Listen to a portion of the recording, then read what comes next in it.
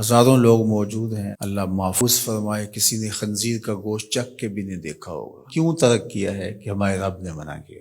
کسی نے کبھی مردار نہیں کھایا ہوگا، کیوں؟ اس لیے کہ ہمارے رب نے منع کیا ہے۔ کسی نے ایسے جانور کا گوشت نہیں کھایا ہوگا جو اللہ کے علاوہ کسی اور نام سے ذبح کیا گیا۔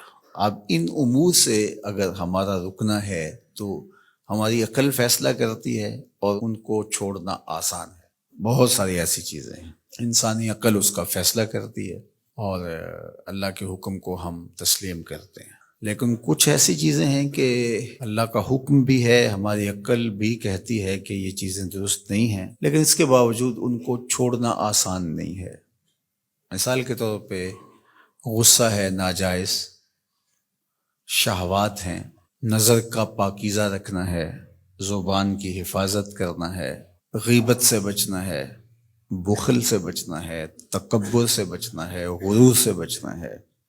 لیکن عمومی طور پہ انسان ان چیزوں سے نہیں بچ پاتا، حالانکہ بہت سختی کی گئی ہے۔ الغیبت اشد من الزنا، غیبت زنا سے بھی بدتر ہے۔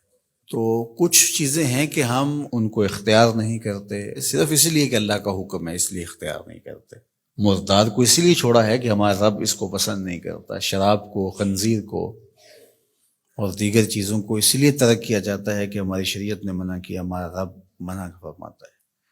وہی رب منع فرماتا ہے غیبت سے، وہی رب منع فرماتا ہے جھوٹ سے، وہی رب منع فرماتا ہے دیگر امور سے، لیکن وہ ہم ان سے بچ نہیں پاتے اور ان چیزوں سے ہم بچ جاتے ہیں۔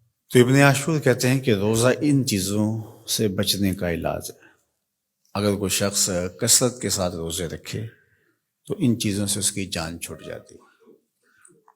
اور رمضان المبارک کے اندر اللہ تعالیٰ جل شانہ ہمیں سال میں پورا ایک مہینہ اس مشق سے گزارتا ہے۔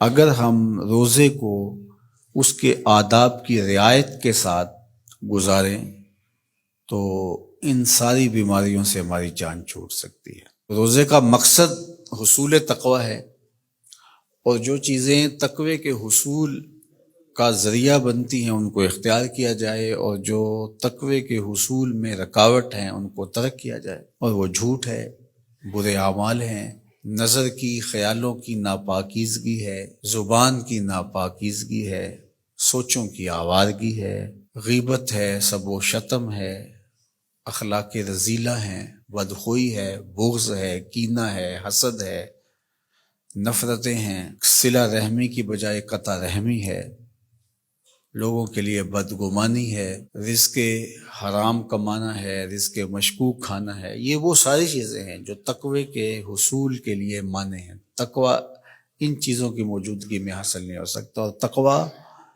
انہی چیزوں سے بچنے کا نام ہے۔ اور روزہ ہمیں سکھاتا ہے، کس طرح سکھاتا ہے؟ کہ روزے میں اللہ کے حکم پر ہم نے ان چیزوں کو بھی چھوڑ دیا جو جائز، حلال اور مشروع تھی، کہ طلوع فجر سے لے کے غروب آفتاب تک میں نے کچھ نہیں لینا۔ تو روزے میں حلال چیزیں بھی اللہ کے حکم سے چھوڑ دی جاتی ہیں، تو پھر اللہ کے حکم سے حرام کیوں نہیں چھوڑی جائیں گی؟ یہ سیدھی سیدھی بات ہے، انسان تھوڑا سا غور کرے تو کیسے نہیں چھوڑے گا۔